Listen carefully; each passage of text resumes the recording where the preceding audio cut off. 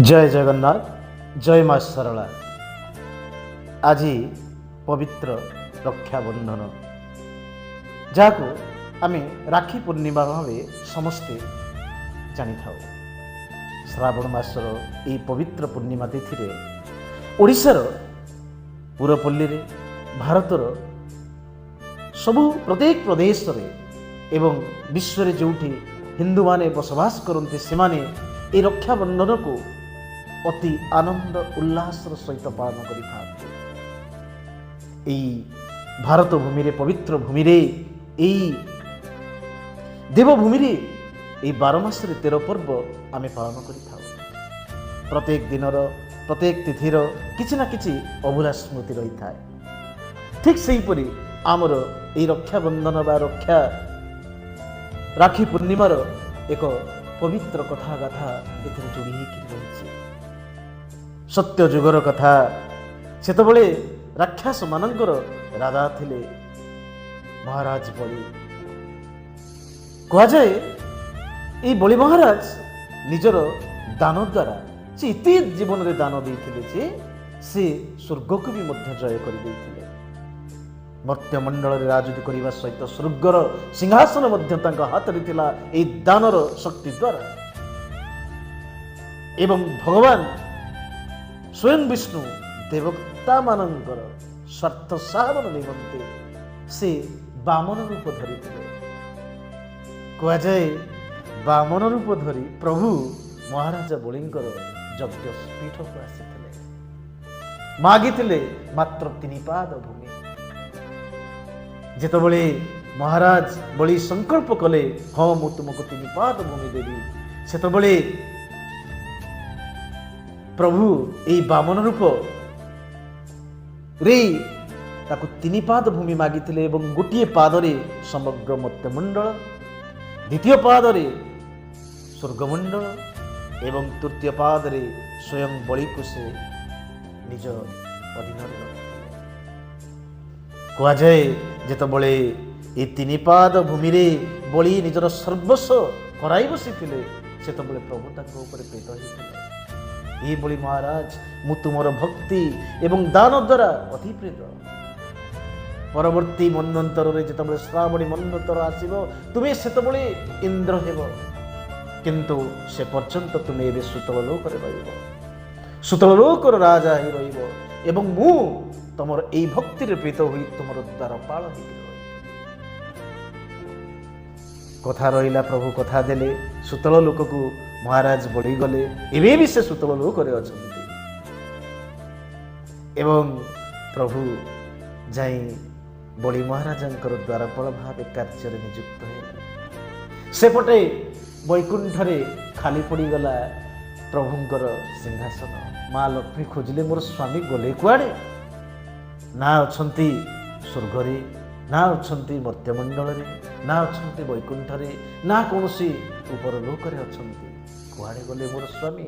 खोजी खोजी खोजी खोजी जेतबेले निराश होई गले नारद को जेतबेले से देखिले पचारिले मोर स्वामी कुआड़े गले बेले नारद ताको ठिकाना देइथिले, जाओ देखिबो सुतल लोक रे तुमर स्वामी द्वारपाल भावे बलिर काम करूछन।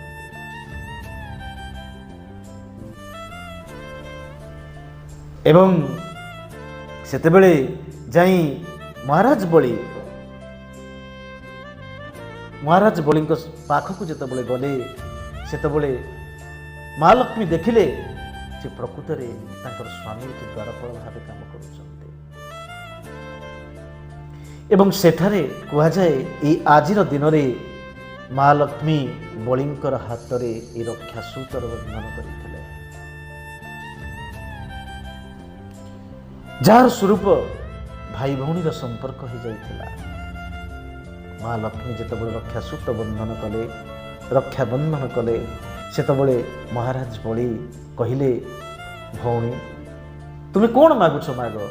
ना मोर रक्षा बंधन परिवर्ते मु किछि मागुनी, केवल मागुछि मोर स्वामी की तमे मते फेरई दियो।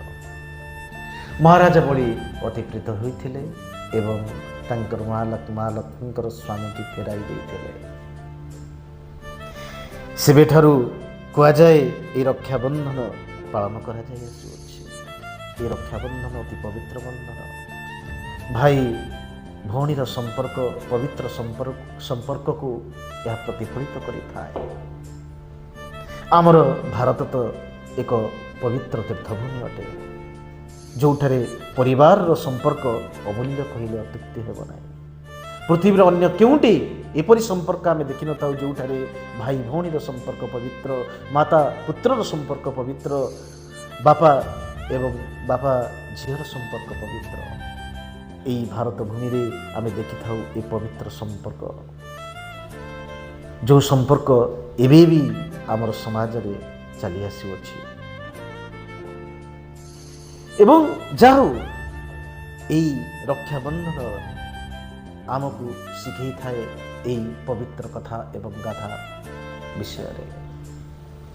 ଏବଂ ସେତିକି ନୁହେଁ, କେବଳ କୁହାଯାଏ ଦ୍ୱାପର ଯୁଗରେ ମଧ୍ୟ ଦ୍ରୌପଦୀ ଭଗବାନ କୃଷ୍ଣଙ୍କ ହାତରେ ରକ୍ଷାବନ୍ଧନ କରିଥିଲେ।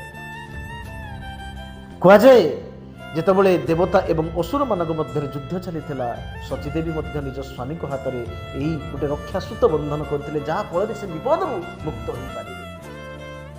କଥା ଅଛି, ଗାଥା ଅଛି, ଅନେକ ଭାଇ ଯେତେବେଳେ ଭଉଣୀ ଭାଇର ହସ୍ତରେ ରକ୍ଷା ବାନ୍ଧେ, ସେତେବେଳେ ଭାଇ ସଂକଳ୍ପ କରିଥାଏ ମୋର ଭଉଣୀକୁ ଯେତେ ବିପଦରୁ ଆସି ମୁଁ ରକ୍ଷା କରିବି।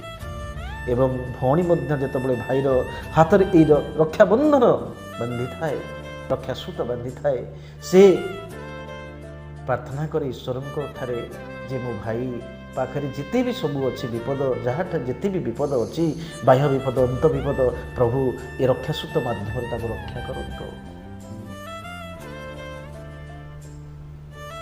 ଏହି ପବିତ୍ର ରାକ୍ଷୀ ପୂର୍ଣ୍ଣିମା, ଶ୍ରାବଣ ପୂର୍ଣ୍ଣିମା, ରକ୍ଷାବନ୍ଧନ ଏ ଉତ୍ସବ ସାରା ପୃଥିବୀରେ ପାଳିତ ହୋଇ ଆସୁଅଛି। ଏହି ଶ୍ରାବଣ ପୂର୍ଣ୍ଣିମାରେ ଆସ ଆମେ ସମସ୍ତେ ମିଳିମିଶି ପବିତ୍ର ମନରେ ଏହି ରକ୍ଷାବନ୍ଧନକୁ ଆମେ ପାଳନ କରିବା ଅତି ଆନନ୍ଦ ଉଲ୍ଲାସର ସହିତ। ଜୟ ଜଗନ୍ନାଥ, ଜୟ ମା ଶାରଳା।